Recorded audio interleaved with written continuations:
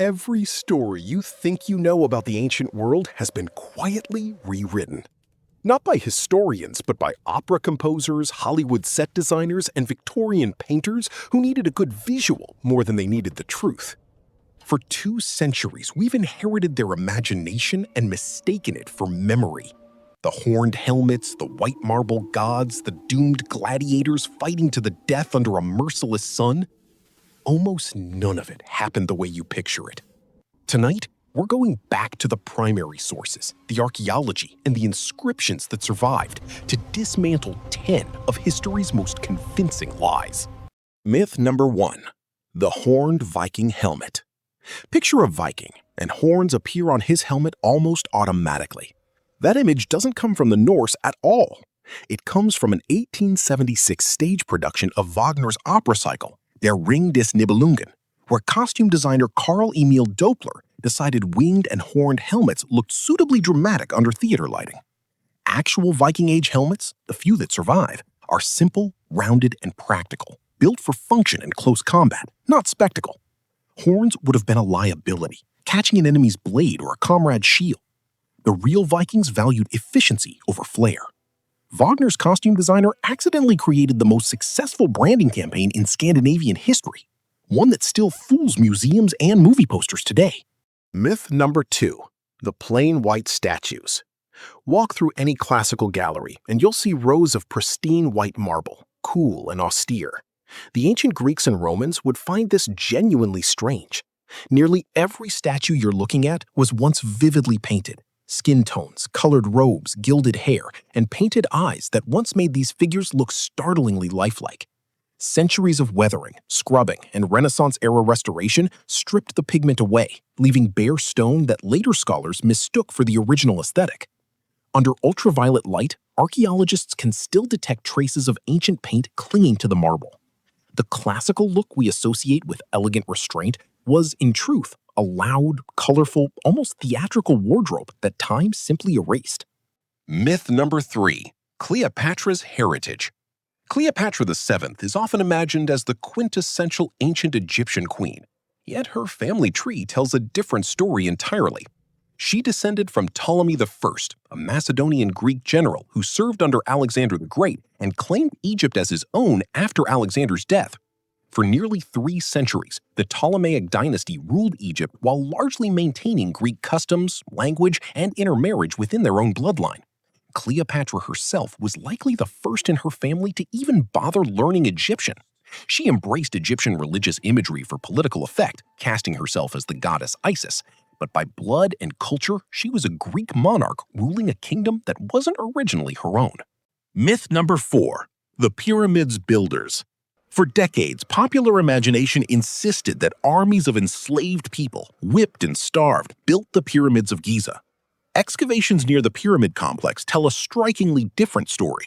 Archaeologists uncovered a nearby workers' village, complete with bakeries, breweries, medical facilities, and burial sites reserved with honor close to the pyramids themselves, a privilege never extended to slaves.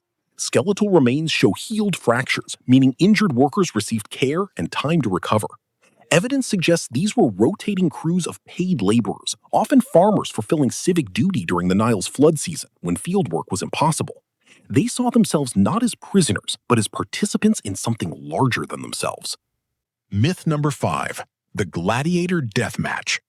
Hollywood loves the image of gladiators locked in a fight to the death, screaming crowds demanding blood.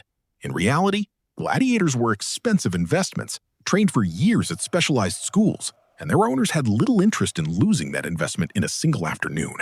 Historical records suggest that most matches ended without a death at all, with defeated fighters often spared to fight again another day. A skilled gladiator could become something close to a celebrity, earning fame, wealth, and even fan followings, not unlike modern athletes. Death was a possible outcome, certainly, but it was the exception, built for dramatic emphasis, not the standard rule of the arena.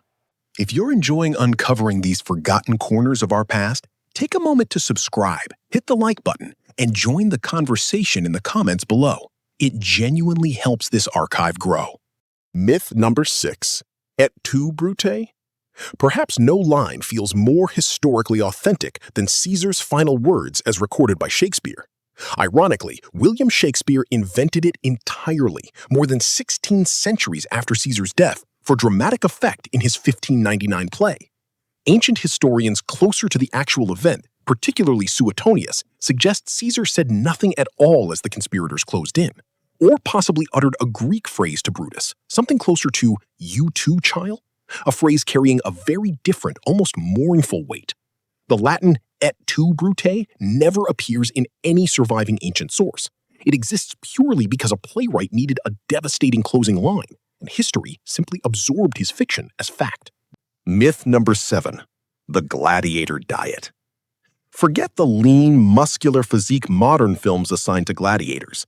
Analysis of skeletal remains from a gladiator cemetery in Ephesus revealed diets dominated by barley and beans, so consistently that Roman writers nicknamed gladiators barley men, as something of an insult.